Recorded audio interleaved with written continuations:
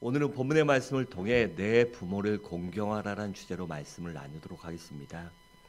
여러분, 하나님께서 우리 인간들에게 주신 계명, 첫 번째 주신 것이 이 십계명이지요. 그런데 십계명은 어떻게 기록됐습니까? 하나님이 친히 두 돌판에 새겨 주셨는데 그것이 두 개의 돌판이잖아요. 그래서 첫 번째 왼쪽에 있는 첫 번째 돌판에는 제1계명부터 4계명까지 하나님과의 인간관계를 다룬 계명을 기록하여 주셨고, 두 번째 돌판에는 5계명부터 10계명까지, 그리고 왼쪽에는 4개, 오른쪽에 6개, 이 5개가 아닙니다. 그 하나님과 사람, 또 두 번째는 사람과 사람 사이의 관계를 다룬 그러한 인간 사이의 계명을 주셨습니다. 그런데 사람 사이의 관계를 다룬 이 두 번째 돌판의 첫 번째 계명인 제5계명이 무엇이지요? 내 부모를 공경하라. 그리하면 내 하나님 여호와가 내게 준 땅에서 내 생명이 길리라라고 그렇게 말씀하셨습니다. 그러니까 그만큼 이 부모와 자녀 관계, 인간 관계에서 부모를 공경하는 것이 중요하기 때문이에요. 여러분, 하나님께서 며칠 동안 온 우주 만물을 창조하셨습니까? 6일 동안 온 우주 만물을 창조하시고 제7일째에 사람을 창조하셨어요. 그리고 사람을 창조하신 후에 사람에게, 인간에게 가장 큰 귀한 선물을 주셨는데 그것이 바로 가정입니다. 하나님이 아담이 독처하는 것이, 혼자 외롭게 사는 것이 안쓰러워서 그에게 아내를 주셔요. 그래서 사람을 만들고 부부를 창조하시고 그들에게 자녀까지 허락하십니다. 여러분, 이처럼 가정은 하나님이 주신 선물입니다. 그런데 그 가정에서 부부간의 관계, 부모와의 자녀의 관계가 어떻게 해야 될까요? 바르고 올바라야 합니다. 그래야 아름다운 가정이 되는 것이지, 부부간의 관계가, 부모와 자녀와의 관계가 잘못되고 틀어지고 삐그덕거리면 그건 가슴 아픈 일입니다. 여러분, 왜일까요? 바로 부부간의 관계와 이 부모와 자식 간의 관계를 다룬 것이 바로 우리가 살아가는 이 사회의 윤리 도덕과 이 사람의 모든 법의 가장 기초요 근간이 되기 때문입니다. 여러분, 이 사회의 근간인 윤리 도덕이 무너졌기 때문에 지금 이 사회가 어려운 것입니다. 아니, 전 세계적으로 이 부모와 자녀, 자녀와 부모, 부부간의 관계, 이 가족의 윤리 도덕 자체가 흔들리기 때문에 그것이 무너질 때 바로 사회와 모든 것이 어려워지는 것입니다.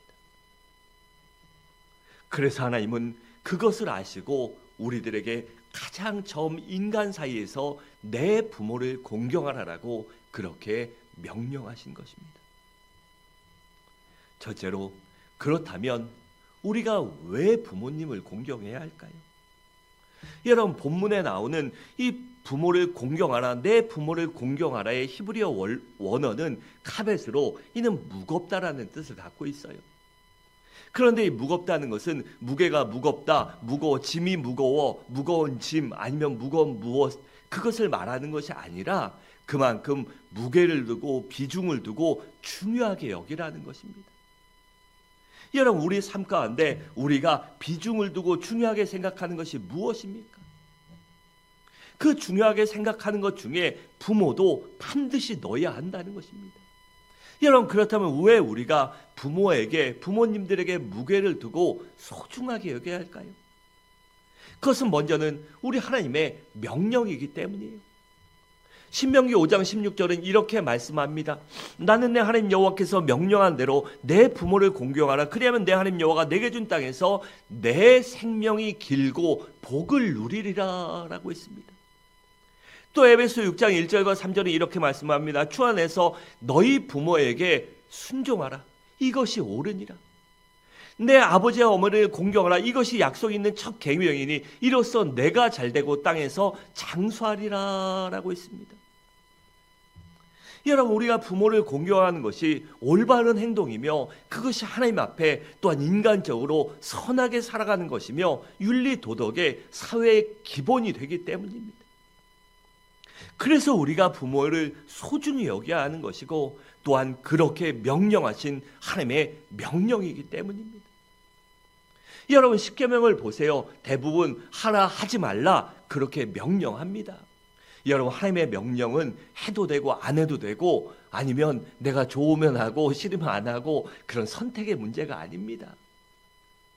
하지만 내 부모를 공경하라는 하나님의 명령이기 때문에 반드시 순종해야 하는 것입니다. 또한 우리가 부모를 공경해야 하는 이유는 우리 예수님께서 본을 보이셨기 때문이에요. 누가복음 2장 51절에 이렇게 말씀합니다. 예수께서 함께 내려가서 나사렛에 이르러 순종하여 받드시더라. 그 어머니는 이 모든 말을 마음에 두니라. 여기 주님이 누구께 순종하고 받듭니까? 바로 어머니께, 아버지께 순종하고 받들었다는 것입니다. 여러분 이처럼 우리 주님께서는 어려서부터 어머니께, 부모님께 순종했습니다. 또한 심지어 마지막 십자가에서 그 죽음의 고통 앞에서도 곁에서 울고 있는 어머니를 바라보며 어머니를 걱정합니다. 그래서 형제같이 지냈던 요한에게 어머니를 부탁하죠. 요한복음 19장 27절이 이렇게 말씀합니다. 또 그 제자에게 이르시되 요한에게 이르시되 보라 내 어머니라 하신대 그때부터 그 제자가 자기 집에 모시니라. 또 26절에 보면 주님께서 어머니를 향하여 여자여 보소서 아들입니다. 어머니에게 요한을 가리키며 어머니 이제부터 요한 이 친구가 어머니의 아들로 여기십시오. 저 친구가 저를 대신해서 어머니를 모실 것이니 어머니도 아들처럼 여기고 아들처럼 기대고 아들처럼 마음 쓰고 사십시오. 여러분 이처럼 주님은요 그 고통 속에서도 어머니를 잊지 않았습니다. 여러분 우리가 누굽니까? 예수님의 제자들 아닙니까? 예수의 종 아닙니까? 예수의 형제 자매들 아닙니까? 그리고 우리 인생의 목적이 무엇입니까? 죽으면 천국 가는데 그 천국 가는 구원을 이루기 위해서 영화로운 구원을 완성하기 위해서 예수를 닮아가는 것이 우리 성도의 본분이요 인생의 목적 중 하나가 아닙니까? 그래서 우리 주님도 어머니께 부모님께 순종하셨기 때문에 부모님을 공경했기 때문에 마지막 순간까지 잊지 않았기 때문에 우리도 부모를 그렇게 공경하고 기억해야 하는 것입니다. 또한 우리가 부모를 공경해야 할 이유는 우리의 믿음의 선배들도 그렇게 효도했기 때문입니다. 여러분 성경에 보면 수없이 많은 믿음의 사람들이 부모님을 공경했습니다. 때로는 상황이 어려워도 아니면 부모에게 받은 것 없어도 어떠한 상황과 환경에서도 부모님을 공경했어요. 여러분 믿음의 조상이라 불리는 아브라함은 아버지 데라를 몇 년 동안 모시고 산지 아십니까? 무려 135년 동안이나 모시고 살았어요. 이 절대 쉬운 일 아닙니다. 부모 자식 간에도 틀리죠.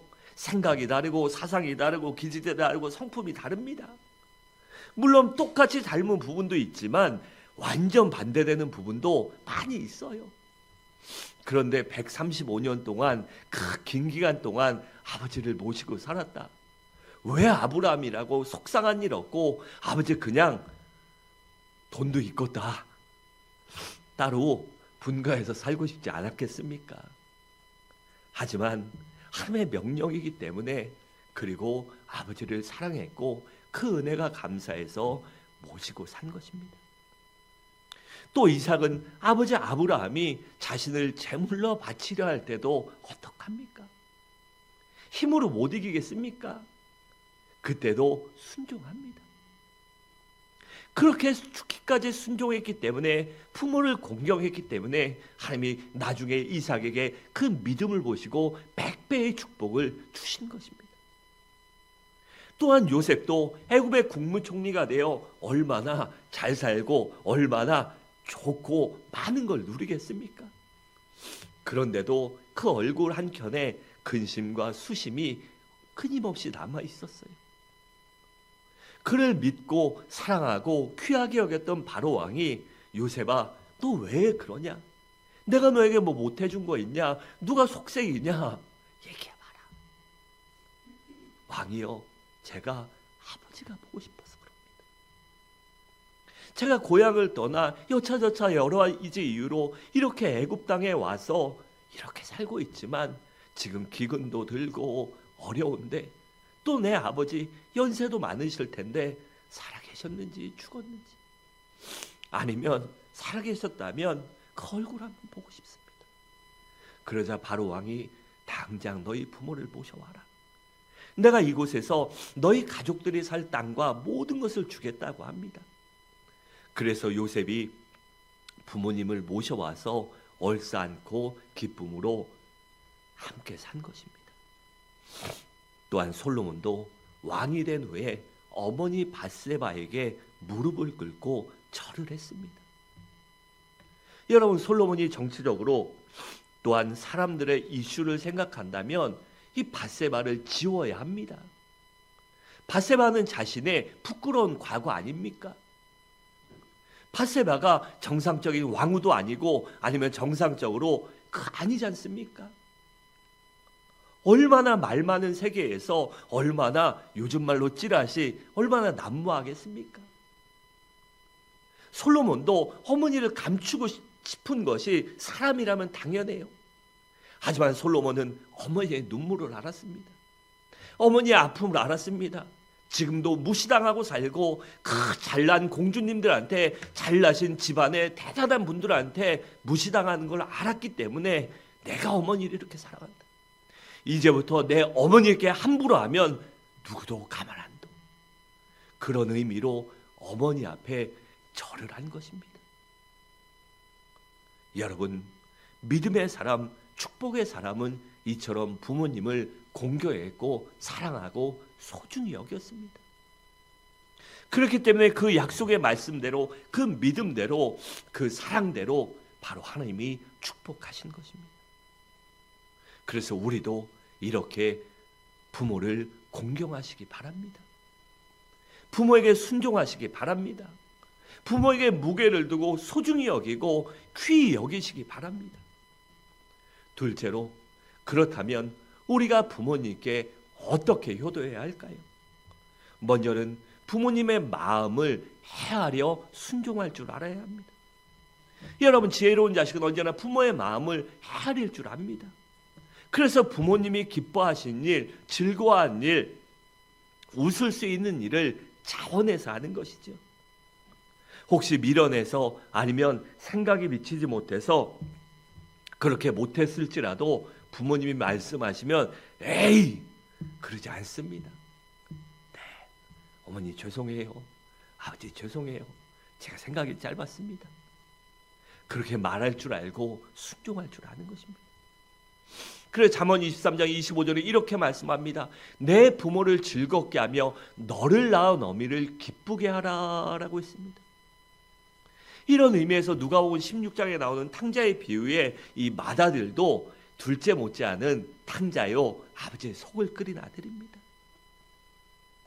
여러분, 부모님이 형편이 어려워서 우리에게 잘해주지 못할 때도 있습니다.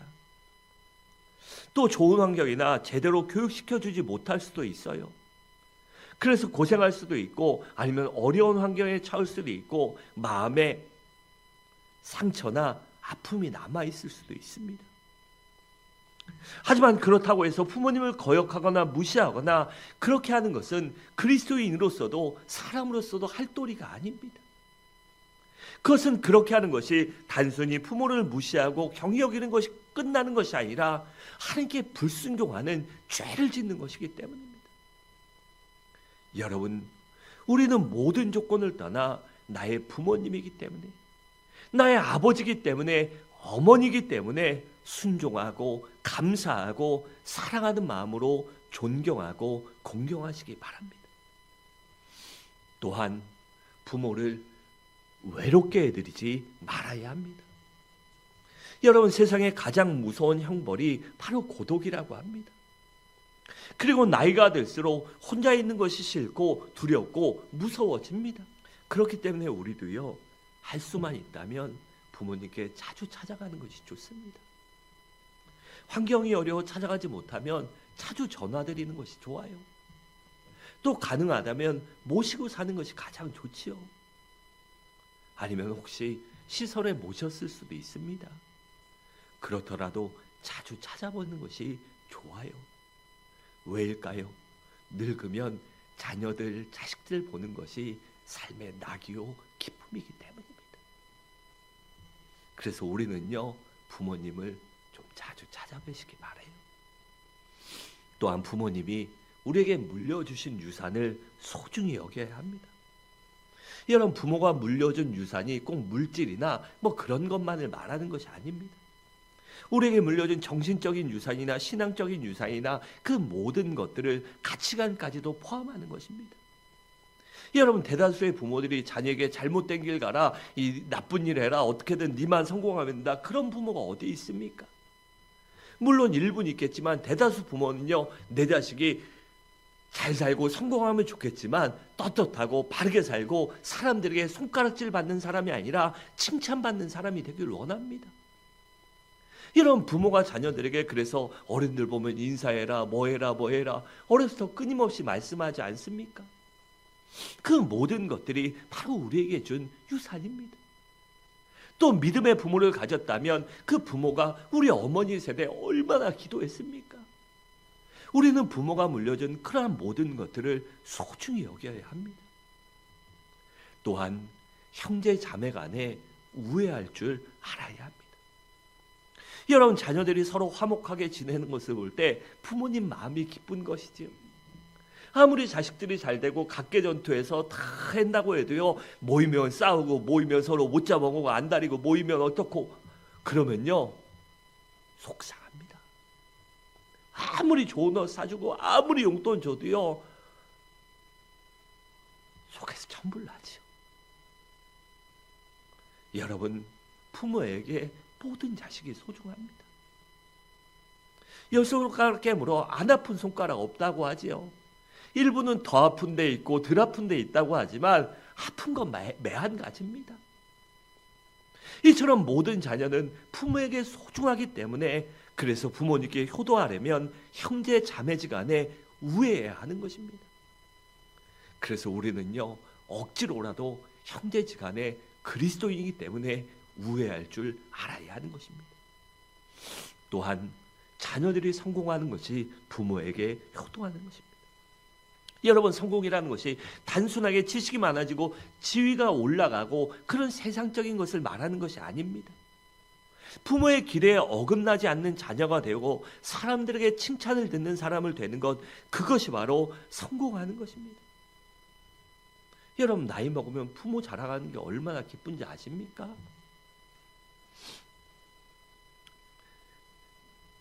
자식이 뭐 그래도요 변변치 않아도 그냥 똑바로 살면 그게 기쁩니다. 그래서 우리도 부모 말씀에 순종하고 부모에게 칭찬 들을 수 있는, 주변 사람들에게 자랑할 수 있는 그러한 올바른 바른 자녀들이 되시기 바랍니다. 또한 부모에게 용돈도 드려야 합니다. 여러분, 나이 많은 어른들 얘기를 들어보면 나이가 들수록 돈이 더 필요하다고 합니다. 여러분, 우리가 세상 살아가는데 여러 가지 뭐 무슨 계명 하면 말하잖아요. 그런데 거기에 나이 들수록 뭐라고 하는지 아십니까? 젊은 사람들과 어울려라. 나보다 젊은 사람들, 나보다 어린 사람들과 어울려라라고 합니다. 그런데 나이 많은 사람들이 젊은 사람들하고 어울려면 어떻게 합니까? 밥 사야 합니다. 가끔씩 밥이라도 사주고 가끔씩 커피라도 사줘야지 어른들이라고 맨날 밥 사드리고 하면 이 젊은 사람들 살아가는 것도 빡빡한데 힘들잖아요. 그래서 어른들이 용돈이 필요한 거예요.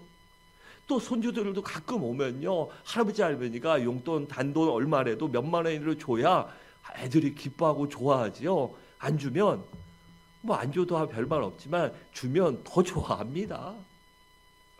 주면 정말 좋아하죠. 그래서 용돈이 필요한 거예요, 부모에게. 그래서 일부 사람들은 놓친 내가 무슨 돈이 필요해, 뭐 돈 쓸 데가 어디 있다고 이렇게 말하면 속상한 것입니다. 우리 엄마 아버지가요 가끔씩 일 안 하니까 돈은 없잖아요. 그래도 가끔씩 친구들 만나서 밥 한번 사야 될 때도 있고, 또 자녀들에게 용돈 줘야 할 때도 있고 돈 쓸 때 많이 있습니다. 그래서 우리가 할 수만 있다면 조금 넉넉하게 용돈도 드리시기 바랍니다. 또한 영혼이 잘되게 해드리는 것이 중요합니다. 여러분, 효도 중 최고의 효도는 바로 부모의 영혼을 구원해 드리는 것이에요. 왜냐하면 예수를 믿으면 영원한 천국에 가지만 믿지 않으면 지옥에 가기 때문입니다. 그렇기 때문에 우리의 부모가 혹이라도 믿지 않는다면 목숨 걸고 전도해야 하는 것입니다.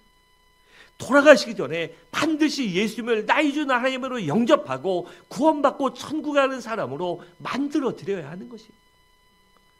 또한 그런 의미에서 내 자신이 신앙생활 열심히 하는 것입니다. 요한 3서 4절은 이렇게 말씀합니다. 내가 내 자녀들이 진리 안에 행한담을 듣는 것보다 더 기쁜 일이 없도다라고 했습니다. 여러분, 그러니까 믿는 부모에게 있어 가장 큰 기쁨은 자녀들이 신앙생활 잘한다는 것입니다. 왜냐하면 자녀들이 신앙생활 열심히 한다는 것은 부모의 기도에 응답이기 때문이에요. 여러분, 믿는 부모가 자녀들이 신앙생활 개떡같이 한다, 누가 좋아하겠습니까? 자녀들이 내가 조금 못해도 나보다 더 찰떡같이 알아듣고 하나님 말씀에 찰떡같이 살아가고 그렇게 믿음으로 사는 거 볼 때, 그리고 아버지, 어머니, 내 이번에 이런 일이 있어서 기도했더니 하나님이 응답해 주셨습니다. 하나님이 도와주셨습니다. 하나님이 길을 열어주셨고 하나님이 축복해 주셨습니다. 그때 얼마나 기쁩니까? 그럴 때 또 얼마나 하나님께 감사하며 같이 기도하겠습니까? 그래서 내 자신이 신앙생활 열심히 하는 것, 그것이 바로 우리가 부모에게 효도하는 것입니다. 그렇다면 왜 이렇게 부모님을 공경해야 할까요? 그것은 하나님이 우리에게 이러한 축복을 주시기 때문이에요. 12절에 이렇게 말씀합니다. 내 부모를 공경하라. 그러면 내 하나님 여호와가 내게 준 땅에서 내 생명이 길리라 라고 했고, 에베소 6장 2절과 3절을 보면 내 아버지와 어머니를 공경하라. 이것이 약속이 있는 첫 계명이니 이로써 어떻게 해요? 내가 잘되고 땅에서 장수하리라 라고 했습니다. 여러분, 자녀들이 부모에게 효도하고 공경하는 것은 자연스러운 것이고 당연한 것입니다.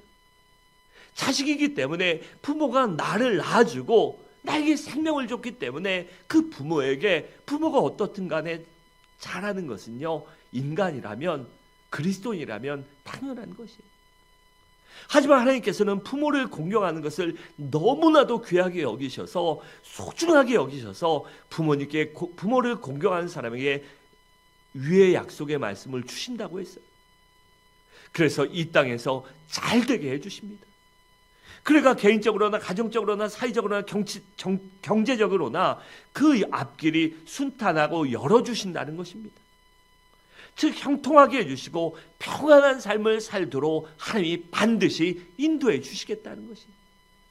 그러니 이보다 더 큰 약속이 어디 있습니까? 축복이 어디 있습니까? 또한 장수의 복도 주십니다. 그러니까 건강의 복을 주셔서 정신도 마음도 육신도 건강하게 해주시겠다는 것입니다. 그래서 자녀들이 나 때문에 축복받은 그 자녀들이 나를 공경하는 효도를 받게 해주시겠다는 것입니다. 그러니 이보다 더 큰 복이 어디 있겠습니까? 사랑하는 성도들은 말씀을 마치도록 하겠습니다. 우리 모두 다시 한번 이 가정의 달을 맞아, 특별히 어버이 주일을 맞아 내가 살아생전 부모님께 꼭 효도하겠습니다. 부모에게 꼭 효도하며 못다한 사랑과 은혜를 갖겠습니다라고 다짐하시기 바랍니다. 그리하여 여러분들의 삶도 가정도 하나님이 함께 하시며 형통케 하시고 장수의 복을 주시는 복된 삶을 살아가시기를 주님의 이름으로 간절히 축원합니다.